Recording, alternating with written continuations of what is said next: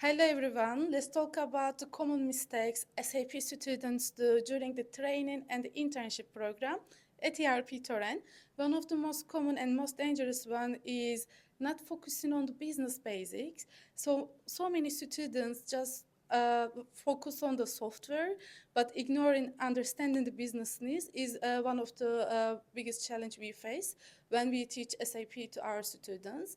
The second one, not asking enough questions.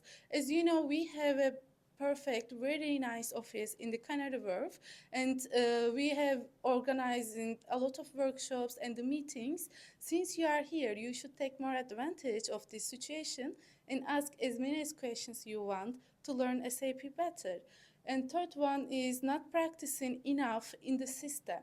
As you know, to become a SAP consultant, you should understand SAP in the business need, functional, and sometimes, of course, mostly, of course, is technical as well. Depends on the business requirements. So for that, please practice, practice, practice. Go and use the sandbox system, SAP system, more often, as we give you like for 6 months or 1 year SAP system. Go there and do practice, please. And another one, waiting for the guidance. Of course, we provide you the plan.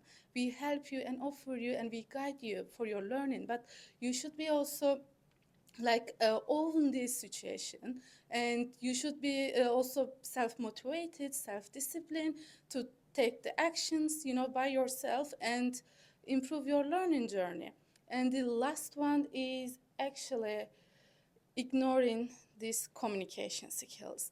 Let's focus on that. As you know, like you may have great knowledge in SAP domain, but if you can't be able to use it and in the interviews, or if you cannot be able to express your knowledge in a better way and understanding in the business needs, with your communication skills, presentation, leadership skills, so that will be a very big problem and a challenge.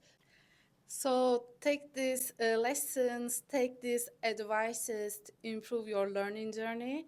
And that's why we are always here and supporting you.